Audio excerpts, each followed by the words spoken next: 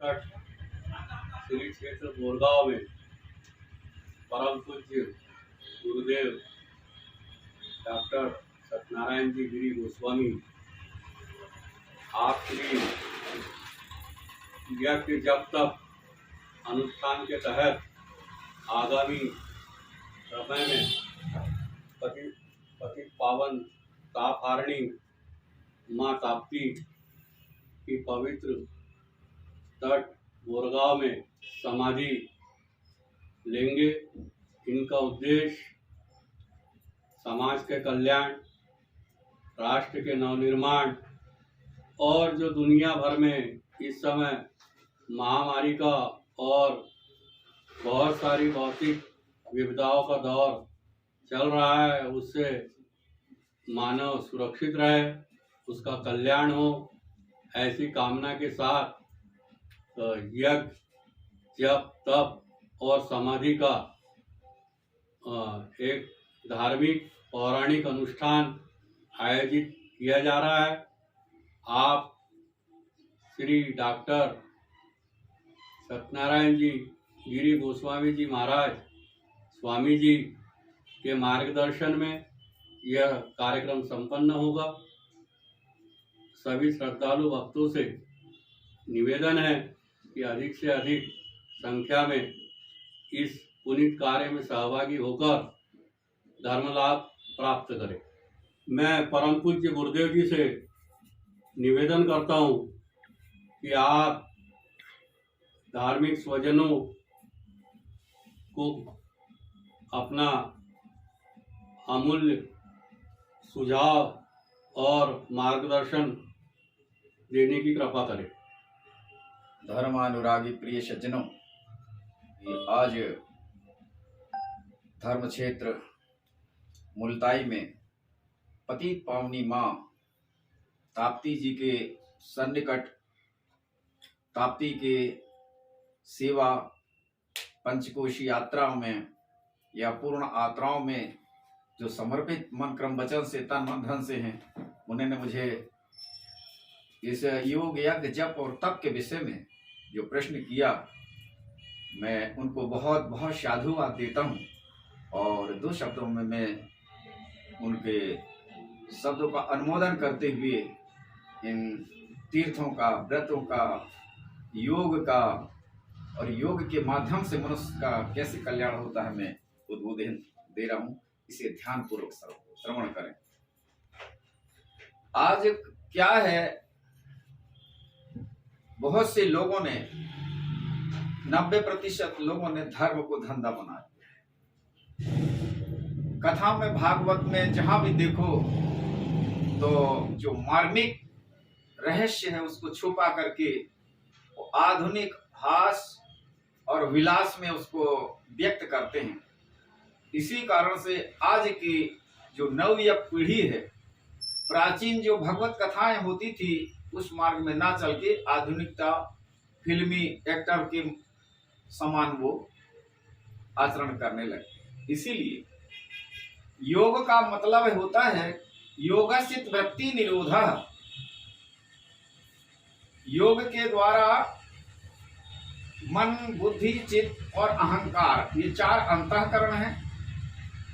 इन अहंकार को मन में, मन को बुद्धि में, बुद्धि को चित्त में और चित्त को परमात्मा में लय करना ही योग है। माने योग का साधारण अर्थ हुआ जोड़ना। तो इस आत्मा को हम परमात्मा से जोड़ें, उसको योग कहते हैं। गीता में भगवान कृष्ण ने कहा है, तपस्वीभ्युधिको योगी ज्ञानीभ्योऽपि मतोऽधिकः कर्मभ्याश्चाधिका योगी तस्माद् योगी भवार्जुनः। हे अर्जुन, अजी तू मुझे प्राप्त करना चाहता है तो सबसे सरल मार्ग है योग। वो 1000 वर्ष की तपस्या करने वाले से भी योगी श्रेष्ठ है। तीर्थ, व्रत, यज्ञ, हवन, दान, पुण्य, जितने भी पुनीत कर्म करने वाले हैं, इनसे भी योगी श्रेष्ठ है। तस्माद् योगी भव अर्जुन, इसलिए हे अर्जुन तो योगी हो। माने इसे ही साधारण शब्द में उपासना कहते हैं। आसना धन उपासना।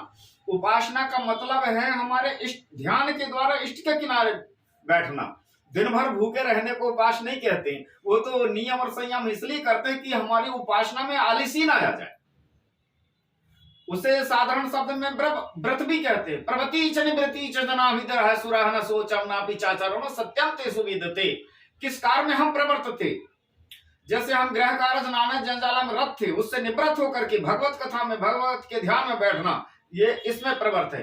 तो प्रवृत्ति और निवृत्ति मार्ग को जो प्राणी नहीं जानता उसमें आस्तिक भाव नहीं होते, और जिनमें आस्तिक भाव नहीं होता है उस पुरुष को शांति नहीं होती। फिर शांति रहित पुरुष को सुख कैसे हो सकता है? इसलिए वो योग है कि ये मन मंदिर में प्रवेश करना। इस मन मंदिर में प्रवेश करने के लिए सबसे पहले ये हमारा शरीर ही मंदिर है। सबसे पहला द्वार है मूलाधार, स्वाधिष्ठान, मणिपुर, अनाहत और आज्ञा और जे सहस्त्रार। तो जे 6 द्वार में 6 शत्रु खड़े वो महाप्रबल, जिनसे ब्रह्मा विष्णु शंकर भी डरते हैं, वो है काम, क्रोध, मद, लोभ, मोह, मत्सर। इनको परास्त किए बिना हम एक कदम आगे नहीं बढ़ सकते जब तक गुरु कृपा नहीं होगी। भगवान की कृपा तो होगी नहीं, ईश्वर कृपा होवे तभी सदगुरु कृपा जब होए। भगवान की कृपा होती है तब सदगुरुओं के दर्शन होते हैं, और सदगुरु की कृपा होती है तो उनके मन का मैल धो देते हैं। जब मन का मैल धो देते हैं तो फिर भगवान के पीछे तुमको जाने की जरूरत नहीं है, फिर भगवान तुम्हारे पीछे। कबीरा मन निर्मल भया जैसे गंगा नीर, तो पाछे पाछे हरि फिरे कहत कबीर कबीर। भगवान खुद ही जो अपने भक्त को ढूंढते आते हैं। तो भगवान के भक्त 2 प्रकार के होते हैं, एक बड़ा बेटा और एक छोटा बेटा। जैसे एक बड़ा बेटा है आपका तो या छोटा बेटा, बड़ा बेटा है तो अभी शहर में चल जाएगा, 4 घंटा भी नहीं आएगा तो कोई चिंता नहीं, क्योंकि वो जानता है मुल्तान में कहाँ जाना है, और अपने घर को भी पहचानता है, वो आ जाएगा। लेकिन एक छोटा शिशु यदि बुढ़हरी से पार करे तो माँ या बाप उसके पीछे दौड़ जाएंगे। कोई नहीं दौड़ेगा लेकिन माँ जरूर दौड़ जाएगी, है ना। तो ये ज्ञानी और भक्त 2 प्रकार के बेटे हैं भगवान के। तो ज्ञानी की जवाबदारी नहीं रहती, उसको स्वयं की जवाबदारी रहती है, तुम खुद ही समझो क्योंकि जान मानो तुम। और जो कुछ नहीं जानता, ना जानामि योगम जपम निवम पूजन तो हम सदा सर्वदा संपुतुभ्यम। मैं योग या जब तक कुछ नहीं जानता, भगवान मेरे गुरु ने आपका नाम बता दिया, बस वही नाम के सहारे हूं। तो उसकी वो छोटा बालक है, कुछ नहीं जानता माने छोटा बालक है। तो रामायण में लिखा है कि करहूं सदा तिनके रखवारी, जिमि बालक राखे महतारी। जिसकी माँ अपने बालक को लालन पोलन साफ सफाई सब करती है, इसी प्रकार भगवान की जवाबदारी है। तुम्हारा काम है भगवान का नाम लेने का, और भगवान का काम है गिरते को थाम लेने का। भोजन करिए जठाए जतापि तृप्ति लागे, हमको भूख लगी हमने तो भोजन कर लिया, लेकिन जिमिसु असन पचबे जठरागी, इस वो जठराग्नि उसको पचा करके और 8 धातु में परिणित कर देती है, और मल मूत्र के द्वारा माने उसका स्थूल भाग बाहर निकल जाता है। इसी प्रकार हमारा काम है भक्ति का, बस भगवान का काम है फिर क्या कर, अब मेरे भक्त की जरूरत है। तो इसी प्रकार योग का मतलब है परमात्मा से जुड़ना, वही व्रत भी है, वही उपासना भी है। हृदय सोना आसन, सहज सोना सिंहासन, भाव सोना सेज और भक्ति सोना गहरा। हृदय रूपी आसन में परमात्मा को बैठा करके और ध्यान योग के द्वारा उनका दर्शन करना जी सच्ची उपासना है।